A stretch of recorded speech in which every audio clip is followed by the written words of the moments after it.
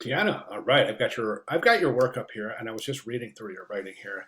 I enjoy these types of assignments too. I mean, honestly, these hierarchy exercises have been around for a long time. There are several different variations, but and I remember doing these back when I was in design school, and I always enjoyed them. I still love working with hierarchy. To me, it's fascinating to be able to make a few minor adjustments to a composition and to really be able to control exactly where the viewer looks first, second, third, and so forth in a composition. So I agree. I think it's really enjoyable to do this, especially when you get really great results, which definitely come with time and practice. But I will comment on your work in 1 second. I just want to also talk about your comments on those older buyers catalogs and the cards. They were gorgeous, and I'm just so impressed that you have the foresight or the foresight to be able to kind of start connecting these different areas in design that you've seen either historically or in your daily travels, and to be able to synthesize and just to be able to analyze and fit things together in terms of how they work historically and in other relevant facets of graphic design. In this particular case, you're seeing that these older cards were all hand painted, very collectible, and they were gorgeous. Just beautiful work, and I agree, they're collectible. I'd love to get my hands on some of those. I do collect old uh, pre-digital era graphic design pieces. I have a few original posters, modern mid-century modern posters and originals, and just really cool stuff. So I really appreciated your comments there, and thank you very much for that. Now you start talking about where were we? I feel like this one thing I struggle with is breaking the grid, and we'll talk about that because breaking the grid is not as difficult as it would seem. I mean, it's really basically really simple. All you do is move things out of alignment.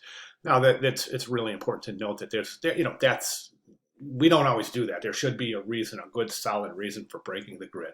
I'll talk about all that stuff when we get into your work. This is excellent, Tiana, just excellent. Really showing a great understanding of where you want the viewer to look. Let's take a look at the first composition where we have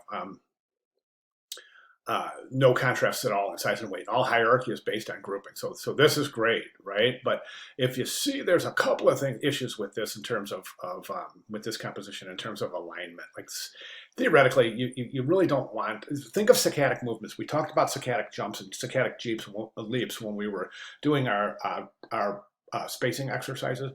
But think about it. The same thing holds true in any composition. You don't want your viewer to be jumping around different areas of the composition, okay? So for example, we take a look at, watch my cursor and I'll try to duplicate an eye path here. Start here, come over here, down the line, over here, back over here, down here, over here, here, and here. So you see I'm doing a lot of this, right? And we don't want that. Now watch my cursor in this example. We go here, we go like this.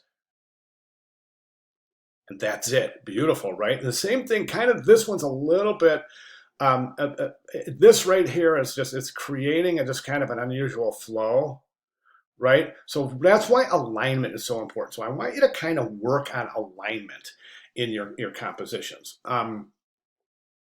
But as far as meeting the parameters, yes, you nailed it. Okay, so the first composition has all hierarchy based on grouping. Excellent. Second composition, one new size, one new weight. There's your new size, there's your new weight. Excellent, excellent.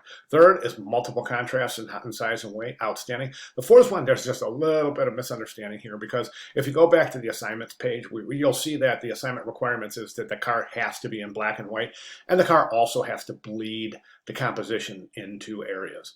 One other thing I want you, because this is going to come up, stacking type like this is not typically the most opportune thing you want to do. But you know what? Before I start that, I want to talk about bleed. So black and white cropped image, it's got to bleed, which means it's got to come off the edge of the page somewhere twice. So the angle of this would indicate that it would come off here and here, where you would enlarge that card. Also, you want to run a Photoshop black and white adjustment layer because this assignment is required for black and white.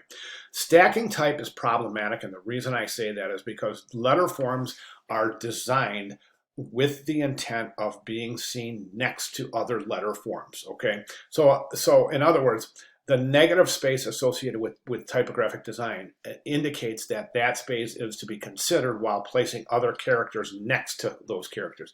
By stacking type, we completely disregard that design element.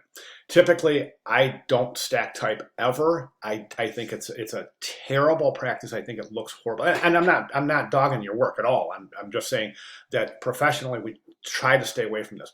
A great alternative in a situation where you find the need to stack type is to set the type standard on a standard baseline and then rotate that baseline. Do you see what I'm saying? Instead of stacking it, it's a much more effective um, technique. All right, Tiana, great start. Love it. All right, if you have any questions at all, please let me know. But that's where we're at. That's where I'd like to see you move into your final submission. Fantastic. Thank you very much.